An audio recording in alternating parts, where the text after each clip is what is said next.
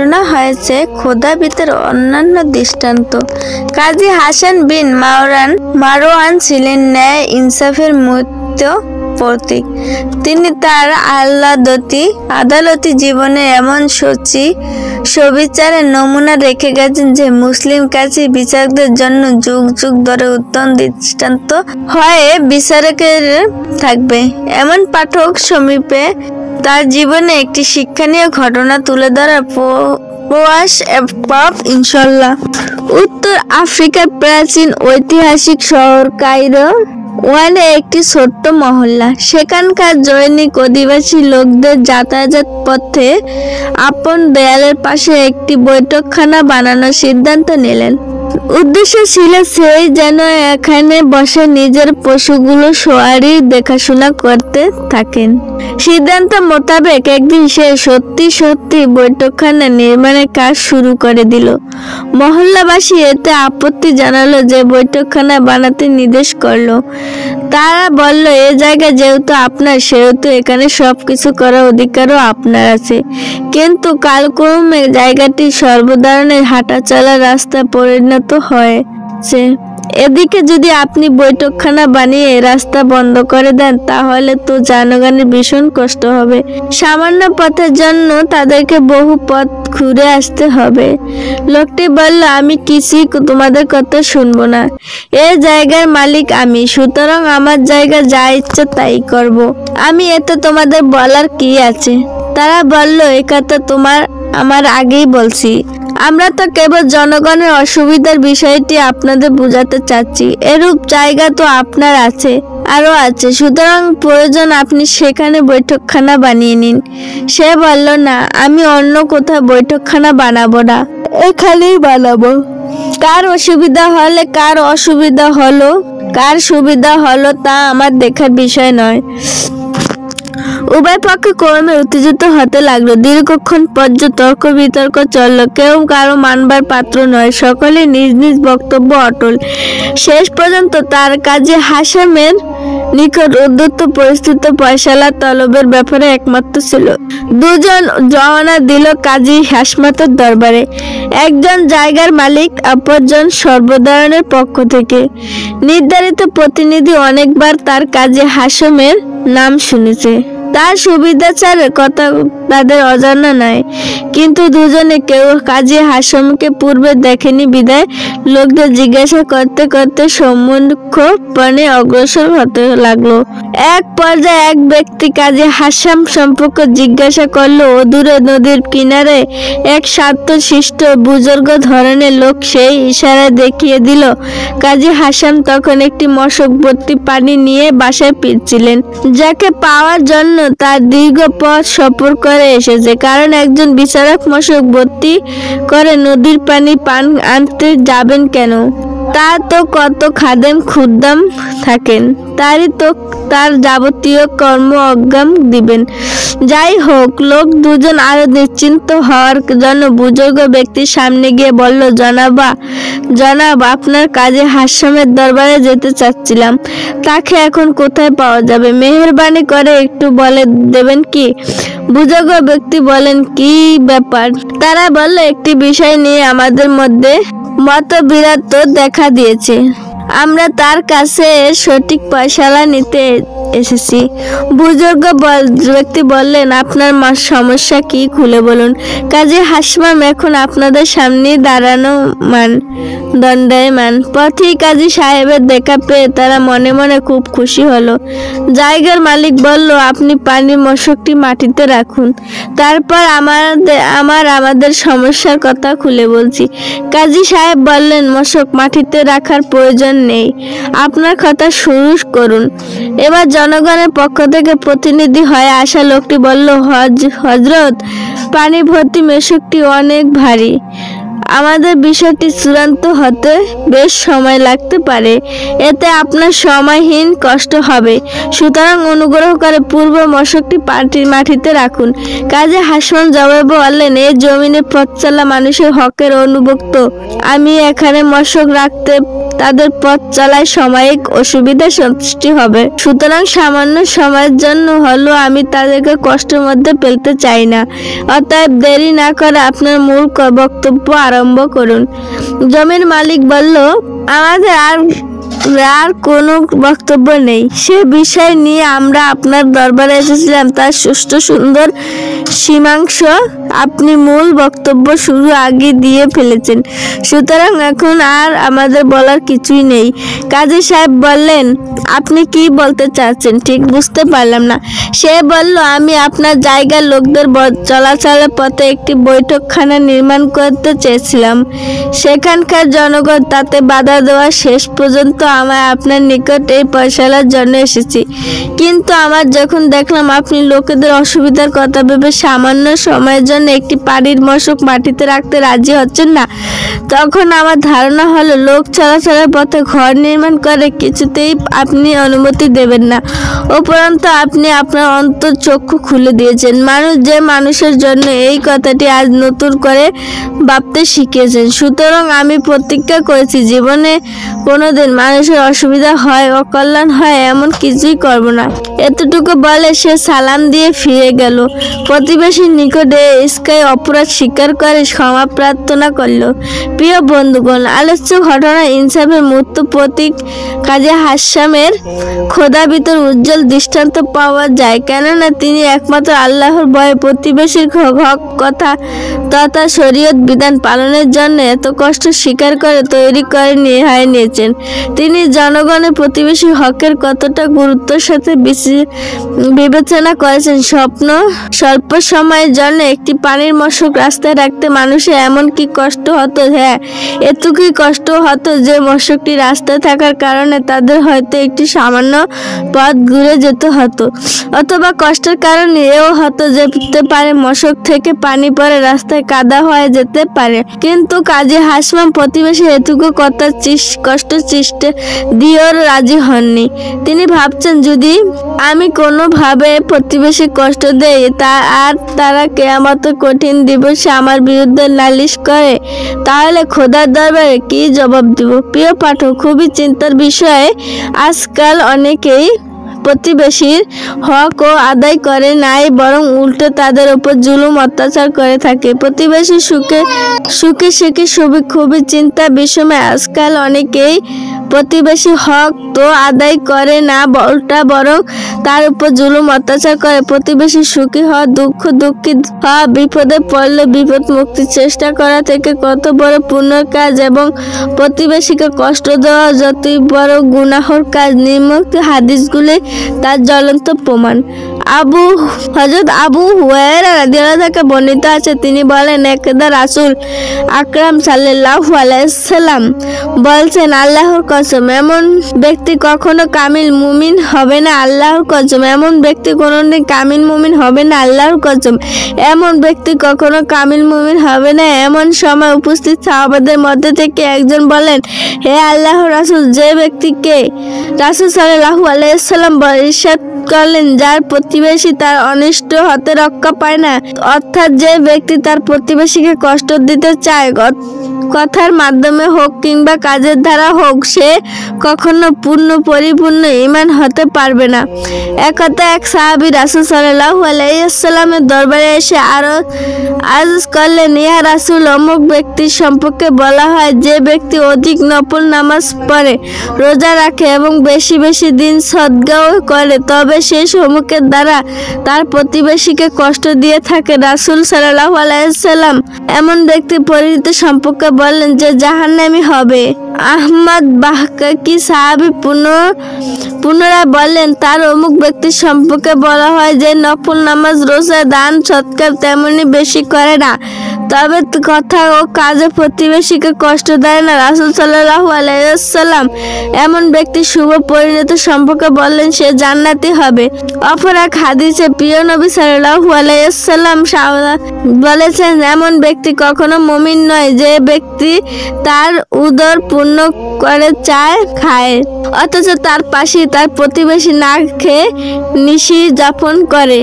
আলোচ্য ঘটনা যে এই উল্লেখ হাদিসটি থেকে শিক্ষা গ্রহণ করে আমরা সবাই প্রতিবেশী হক আদায় ব্যাপারে যথেষ্ট হই। যে আল্লাহ তুমি আমাদের তৌফিক দান করুন।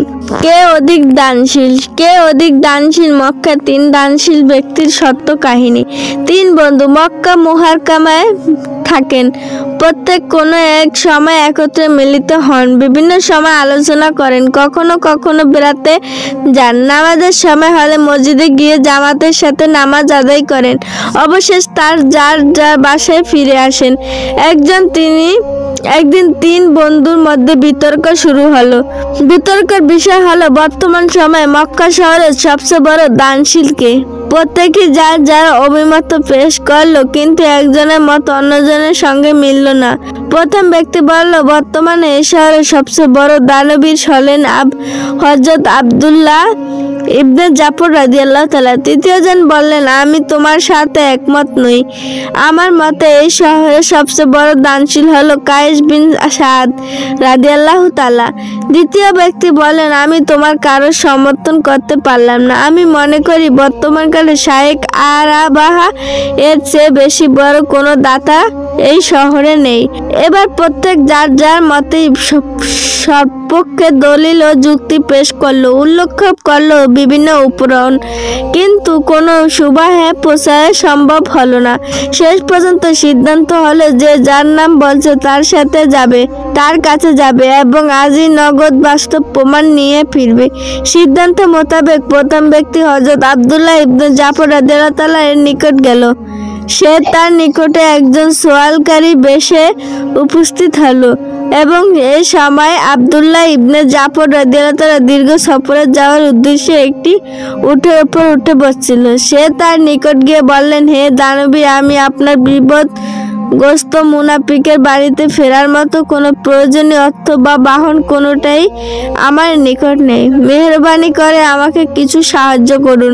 লোকটি অভাবের কথা শুনে আব্দুল্লাহ ইবনে জাফর রাদিয়াল্লাহু তাআলা সমবেদনা প্রকাশ করলেন এবং সঙ্গে সঙ্গে নিজ সফরের ইরাদা পরিত্যাগ করে বললেন, হে মুসাফির, এখন আমার নিকট একখানা উট, 5000 স্বর্ণমুদ্রা, কয়েক থান রেশমি কাপড় আছে। তুমি এগুলো নিয়ে যাও এবং আপন প্রয়োজনে পূর্ণ করো। এদিকে তৃতীয় ব্যক্তি কায়েস ইবনে সাদ রাদিয়াল্লাহু তাআলার নিকট উপস্থিত হলো। কায়েস রাদিয়াল্লাহু তাআলা তখন ঘুমাচ্ছিলেন। গোলাম বলল, আমার মনিব এখন ঘুমিয়ে আছেন, তাকে জাগাতে চাই না। আপনি কেন এসেছেন আমার নিকট বলুন, সম্ভব হলে আমি তাই ব্যবস্থা করব।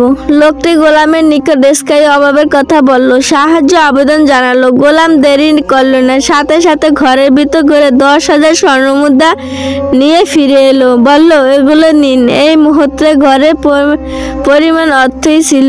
তারপর সে লোকটি হাতে একটি চিরকুট দিয়ে বলল, অমুক স্থানে গিয়ে চিরকুটটি দেখালো। একটি ঘোড়া এবং একটি উট পেয়ে যাবেন। লোকটি চিরকুট স্বর্ণমুদ্রা নিয়ে চলে গেল। কিছুক্ষণ পর হযরত কায়েস রাদিয়াল্লাহু তাআলা ঘুম থেকে জাগ্রত হলেন। তারপর গোলামের মুখ থেকে সবকিছু অবগত হয়ে এটাই খুশি হলেন যে সঙ্গে সঙ্গে গোলামকে আজাদ করে দিলেন। সেই সাথে কথাও বলেন যে, হায়, তুমি যদি আমাকে ঘুম থেকে জাগিয়ে দিতে তাহলে আমি কৃপণতা করতাম না। তৃতীয় ব্যক্তি শায়েখ আরাবার নিকট পৌঁছে অভাব অনটনের কথা জানালো এবং সাহায্য প্রার্থনা করলো। শায়েখ তখন নেয়াতের দুর্বলতার কারণ দুজনই গোলামের কাঁধে ভর করে কোথাও যাচ্ছিলেন। লোকটি প্রার্থনা শুনে তার 2 চোখ অশ্রুপূর্ণ হয়ে উঠল। তিনি অতি কষ্টে গোলামদের থেকে প্রতীক হলেন এবং সোজা হয়ে দাঁড়ালেন। তারপর আফসোস করে বললেন, হায়, তোমাকে দেওয়ার মতো পর্যাপ্ত পরিমাণ ধন সম্পদ যদি আমার নিকট থাকতো। যা হোক, এখন আমার 2টি গোলাম উপস্থিত আছে, তুমি এদের গ্রহণ করো। সওয়ালকারী শায়েখের দান গ্রহণ করল না, কারণ সে মূলত সাহায্যের জন্য আসেনি, পরীক্ষার উদ্দেশ্যে এসেছে। যখন সে দেখলো বৃদ্ধ শায়েখ দুটি গোলামের সাহায্য নিয়ে চলাফেরা করে, তখন সে কষ্টের কথা ভেবে দান গ্রহণ করে অস্বীকৃতি জানালো। এবার শায়েখ আরবাহ রাদিয়াল্লাহু বললেন, যদি তুমি আমার দুটি গোলাম গ্রহণ না করো তাহলে আমি এদেরকে এক্ষুনি আজাদ করে দিচ্ছি। এই বলে তিনি গোলাম দুটি আজাদ করে দিলেন এবং অনেক কষ্টে চলাফেরা করতে লাগলেন। ওই দিন রাতে তিন বন্ধু আবার একত্রিত হলো। একে একে নিজ নিজ নতুন অভিজ্ঞতা সবাই বর্ণনা করলেন, কিন্তু এবারও কোনো সিদ্ধান্ত উপনীত হওয়ার গেল না এবং তিন মহান ব্যক্তি মাঝে কে অধিক দানশীল। প্রিয় পাঠক, বর্ণিত ঘটনাটি কোনো কল্পকাহিনী নয়, এটি একটি বাস্তব সত্য ঘটনা। আপনারা একটু চিন্তা করে দেখুন, বর্ণিত ঘটনায় যাদের নাম আলোচনা এসেছে তাদের মন কত বড়, কত বিশাল ও হৃদয় অধিকারী। তারা একজন অভাবীর প্রয়োজন পূর্ণ জন্য গুরুত্বপূর্ণ সফর বাতিল করে তদুপরি বহন সহ সফরের সমস্ত সমানাদি দান করে ফেলাকে কি কোনো সাধারণ কথা? অথচ আল্লাহ মাফ করুক, আমাদের কারো কারো অবস্থা তো এই যে কোথাও বের হওয়ার প্রকল্পে কোনো ভিক্ষুক বা দুই পয়সা চেয়ে বসে, তার বিরক্তির সীমা থাকে না।